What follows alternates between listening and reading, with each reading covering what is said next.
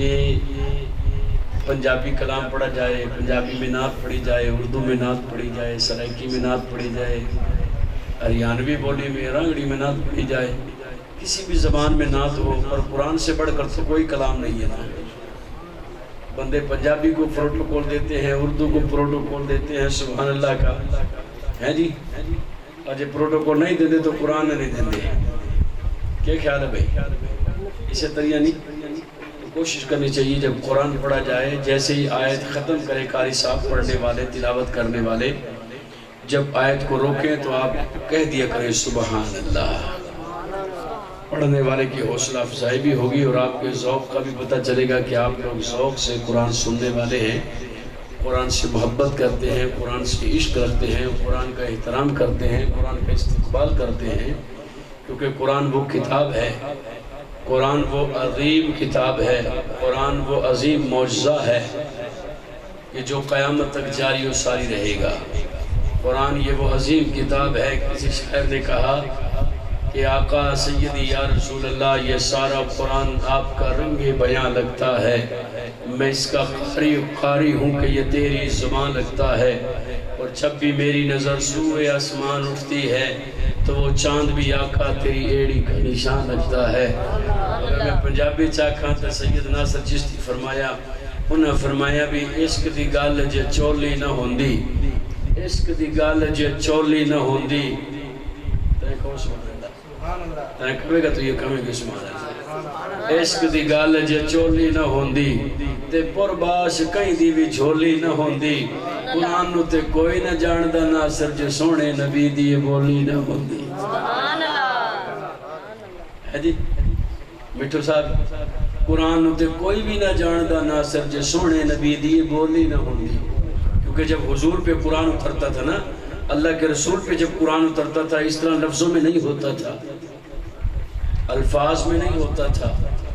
جبریل آتے تھے اور جیسے شہد کی مکھیاں کٹھی ہو کے بھن بھناتی ہیں نا، ان کی بھن بھن کی آواز آتی ہے، حدیث شریف میں آیا بس ایسی آواز آتی تھی، جبریل اس آواز میں حضور کو قرآن دے جاتے تھے، پھر جبریل چلے جاتے تو حضور علیہ السلام اس الفاظ، اس آواز کو لفظوں کے لہجے میں بیان کر دیتے، پھر حضور فرماتے یہ اللہ کا قرآن ہے۔ اور حدیث بخاری میں یہ آیا کہ جیسے پہاڑ پر پتھر پر لوہے کی زنجیر رگڑی جائے اور اس کی چھن کی آواز آتی ہے، بعض دفعہ اس قسم کی آواز آتی تو صحابہ بعد میں پوچھتے یا رسول اللہ یہ آوازیں کیسی تھیں؟ تو میرے رسول صلی اللہ علیہ وسلم فرماتے یہ اللہ کا قرآن تھا۔ ہے جی، یہاں ایک جملہ کہتا ہوں پھر آپ کی سبحان اللہ سننے کا طلبگار رہوں گا۔ جملہ یہ ہے، اللہ کے رسول آخری رسول نبیوں کے سردار صلی اللہ علیہ وآلہ وآلہ وسلم قرآن لینے میں، قرآن پاک لینے میں، اللہ سے قرآن لینے میں بھی بے مثل و بے مثال ہیں۔ ہمیں قرآن ملا کتابی شکل میں، لفظوں کی صورت میں، ہمیں قرآن ملا امتی کو قرآن ملا کتابی شکل میں، لفظوں کی صورت میں۔ حضور کو قرآن نہ لفظوں کی صورت میں ملا نہ کتابی شکل میں ملا، جبریل آتے کوئی بولی میں پڑھتے، حضور سمجھ جاتے، پھر صحابہ کو سنا دیتے، لفظوں میں بیان کر کے فرماتے یہ اللہ کا قرآن ہے۔ اس لیے سید ناصر چشتی فرمایا بے عشق دی گل جے چولی نہ ہوندی تے پرباش کہیں دی بھی جھولی نہ ہوندی، قرآن نو تے کوئی بھی نہ جاندہ ناصر جے سونے نبی دی بولی نہ ہوندی۔ بولو ذرا سبحان اللہ۔ تو ماشاءاللہ پروگرام شروع ہو گیا ہے اور میرے خیال میں یہ 50 چک کی بڑی خوش نصیب سرزمین ہے کہ یہاں پر جو مہمان نات خندور صاحب ہے وہ تلاوت کرے، وہ نقابت کرے، وہ سیکٹری بنے، وہ دعوت دے، وہ بلاوے، باقی تھم کے کرنا ہے بھائی۔ تو لیکن چونکہ میرے ننیال کا گاؤں ہے، میرا نانکا بیڑا ہے اور نانکے کا گاؤں ہے، اس واسطے پھر یار نو مار دے یار دی منہ، چلو میں نے شروع کر دیا ہے۔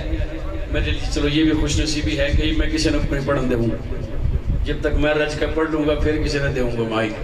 یہ میں نے شروع میں ہاتھ لائے لیا ہے تو پھر میں اخیر کر کے چھوڑوں گا، کیونکہ میری عادت ہوتی ہے کہ میں کوشش کرتا ہوں کہ ٹائم پہ پہنچوں، ٹائم سے میں پھر شروع ہوا. اب دیکھیں نا 10:30 کے بعد تو تلاوت ہوئی ہے، وہ بھی میں زبردستی میں نے شروع کری. میں کافی دیر سے کہہ رہا ہوں کہ شروع کریں، بندے سو جائیں گے. دیہاتی ماحول ہے، بندے مہمان بھی آئے تو میلاد شریف میں دیکھ کے پروگرام دیکھ کے پہلے نیند آوے بھائی ہم تو سو جائیں. یہ مولوی اب سناتے رہے کہ ہم سن لیو تو سو. اچھا میاں والے جاوے گے، سویرے جاوے گے؟ آج رات میں جانا ہے جی، رات میں 2 بجے. پھر تو 2 بجے تک محفلیں چلتی رہا، مطلب جگانا ہے. اس کا مطلب یہ ہے کہ جگانا سو گے تو کدے سوئے نہ جاوے. پھر سونے والے تو سو گے، انہیں چھٹی لا رہی ہوگی. چلو بہرحال میں کلام پیش کرتا ہوں، اجازت ہے جی؟ شروع کر دوں جی.